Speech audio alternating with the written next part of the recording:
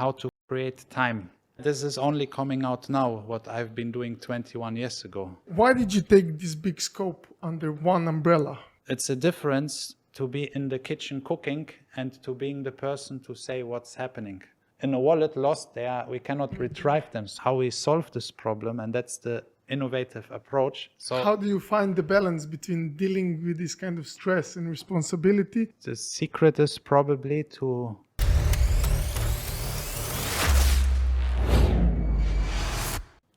Hello and welcome, guys. Thank you for tuning in. This is Crypto Cypher podcast, and I'm your host, Viktor Zaman, KOL Manager for Cypher Capital. Today, I'm pleased to welcome Matthias Mende. He has extremely interesting personality with a profound way of thinking, approaching, and solving problems. He's developing his project Bonuz Market, and the whole conversation is about the insights and information about the people in blockchain industry. Welcome, Matthias. Hi, Victor. Thank you so much for having me. Thank you. So starting out from Germany, how come you picked Dubai and when exactly you came here? Oh, that's a long time ago. This was in 2007. And originally I came because I was in the car customizing field, like Fast and Furious style body kits, paint jobs, wings, all this stuff. And yeah, I got very inspired by the Fast and Furious movie with 17. And then with 22, I came here to do the same business which I've been doing in Germany over here. And there was a huge opportunity because there's too many amazing cars here and not enough options to customize them. What was your background in the Germany in terms of these cars, what you were studying there? I actually didn't study anything. I was just doing business, but in this particular field, I used to actually start it off by ordering items like body parts, like body kits, like a front bumper, rear bumper. Yeah, for the cars, So I immediately, after watching Fast and Furious movie, the next day, I had a Japanese car, so I thought, let's check what's there. And when I saw it, I was like, wow. And I ordered everything, then I saw the hardship, how many complications there was, and then I immediately thought, okay, we have to do the same job but better, because it's not so hard to just resell some products and just put some margin on top.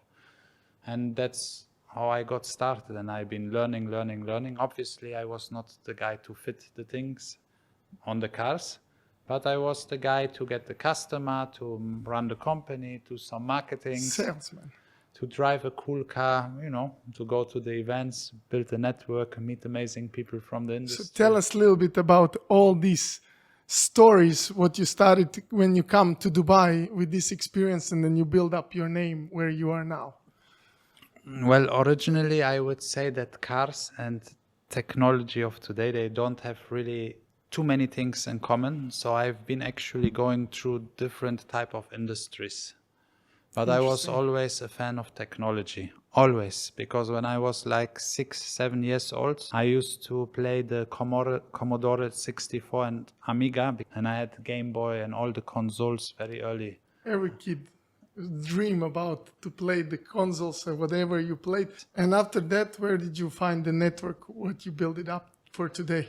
Well, with 22, many years later, when I learned about Dubai from a video of my uncle, where I saw like hundreds of red Ferraris, I thought these people, they for sure have all the cars and they are all the same, so there's a huge market of opportunity to change. Then I checked in an online forum, UAE Boost, it was called. I posted the pictures and people said, if you come to Dubai, you'll be very successful. Yeah, and then when I came to Dubai with the car, I drove around and I just met the people to work with. You met the network and then you start doing your technology, which was your passion from early stage. True, but I also, when I was 16, before the cars, and 15, I play a game called Diablo 2. And in this game, I'm selling weapons and gear from the game in eBay and getting paid on PayPal. This is 21 years ago from today. You're saying this is now connecting with the NFTs, right? Yeah, this is only coming out now, what I've been doing 21 years ago. But again, was a good business, and I sometimes in few months I made more money together than both of my parents' salary, and we are immigrant family in Germany, which is German. So they were wondering, what is this kid doing? And I was just playing. And now play to earn and all those concepts only coming out recently. Okay, because of the blockchain factor, but it's... There was before you want Yeah, to say. there was before. I never continued this business line because then I started ordering like chains, like Durex, like some kind of caps, because I didn't know to sell something for 5 to 10% profit. I need to sell something with 200 to 500% profit. So everything led to something, and today we are here, and technology was always my thing. I was in 2007 on Facebook, very early, and I always used to edit my own pictures. Yeah, but that's the progression of the technology. That's the You progression. you were the early acceptor, literally. Everything what came in front of you, you made it happen. So right now with your Bonuz Market, how does it work as a blockchain entrepreneur? How do you get all these skill sets, all this experience and put for the people? It's a very good question. So with Bonuz Market, it's my pure startup. It's not the first. I also have another marketing agency here, which is not really doing much, but our own things a little bit. But in Bonuz Market, it's extremely challenging because now when times, like now in the time where certain companies are extremely professional, and there's so many new tools out there and so many challenges to kind of manage, even with the own internal team. I feel I have like very big pressure to deliver. The pressure sometimes goes away, but still I know which fields are sometimes missing, and I feel that I have a very huge responsibility also to my investors. And I also love the project so much. It's like my baby, you know. So I would go through fire for it to succeed. It's 100%. extremely important, and it's like became my life mission. I did a little mistake when I actually invented Bonuz. Why? Because I had so many ideas of so many more simple products and projects that I created a project which fits me very well because of my contacts and a lot of things I've learned in the past, but it was way too complicated projects with deep ecosystems like that. Even today, there are not many who existing. So it's like a super project. It should not be my first crypto startup. Yes, I've advised projects which succeeded also, and I learned a lot talking to the founders and seeing what's happening. But being yourself, like the main general, it's like now I understand even more founders myself, how much hardships they had and how tough decisions sometimes they need to take. Yeah, why did you take this big scope under one umbrella? Why did you put so much responsibility on you? Honestly, I didn't know. I didn't think it's that. I found it more simple, but also to that time in 2020 when COVID happened, the crypto market was not really on fire like it used to be like 8 months ago, 1 year ago. It's still good, but it was that Bitcoin was at like between $3,000 and $6,000. So this was the time where a lot of people were actually building projects. And since I come from the field, from the blockchain development, like software development space with this Block Gemini company, which is here in Dubai, I used to be that chief strategic officer. Amazing. So we built some epic stuff there, you know, like so many awards were won in 2018. They have a good team. The founder is also very intelligent, Chris. And I also learned a lot of stuff there, but it's a difference to be in the kitchen cooking and to being the person to say what's happening.